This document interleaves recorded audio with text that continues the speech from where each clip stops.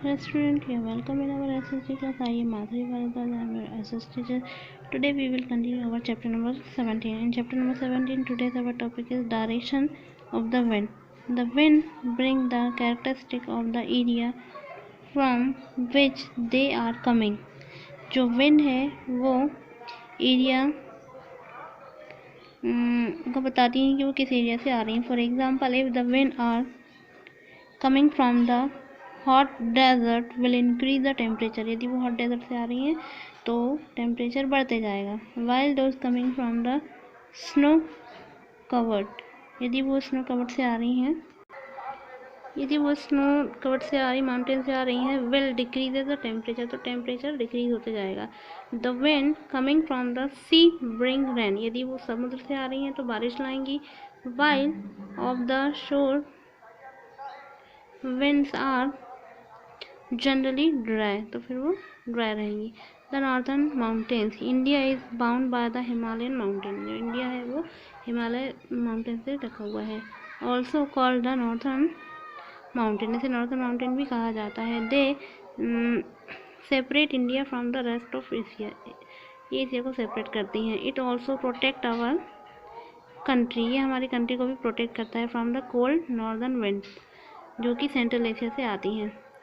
These lofty mountain from the barrier that effect the climate of India, ये India की climate को effect करता है. It also trap the monsoon wind, ये monsoon wind को trap करता है. This way these mountain also play a significant role, इसलिए ये माउंटेन सिग्निफिकेंट रोल प्ले करता है in bringing rainfall in India, जो कि हमारी इंडिया में रेनफॉल को लेकर आता है. सीज़न ऑफ इंडिया, हमारे इंडिया के season. There are the 4 distinct season in India, हमारे इंडिया के 4 सीज़न हैं. The cold weather season, the cold weather season है. The hot weather season, the season of the advancing mountain, the season of the retreating mountain. The cold weather season, the cold weather और the winter season in India begin in the month of the November and continue till the month of the March.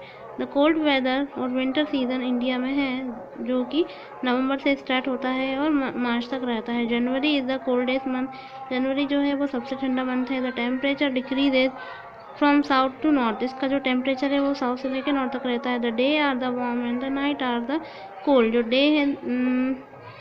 Day है वो गर्म रहते हैं और जो night है वो ठंडी रहती है. Frost in the common in the higher region. The north east trade wind prevail over a major part of the India. The blow from the land to sea, जो कि लैंड से लेके सी तक के जाती हैं. The major part of India remain dry in the winter season, जो India है वो विंटर में ड्राई रहता है सीजन. द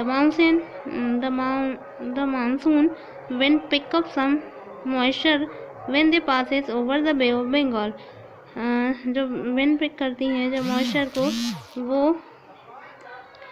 ड्राई रहती हैं और बे ऑफ बंगाल की ओर पास होती हैं. तो Tamil Nadu cost get the most of the rain in the winter season from these winds.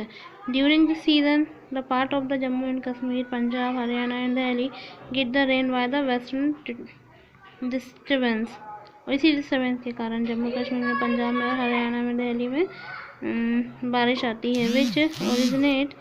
Which originate in the Mediterranean region. These showers are beneficial for the wheat crop and rabi crop. ये जो बारिश है ये wheat की crop के लिए, मतलब गेहूँ की फसल के लिए और रबी की क्रॉप के लिए बेनिफिशियल रहती है. आज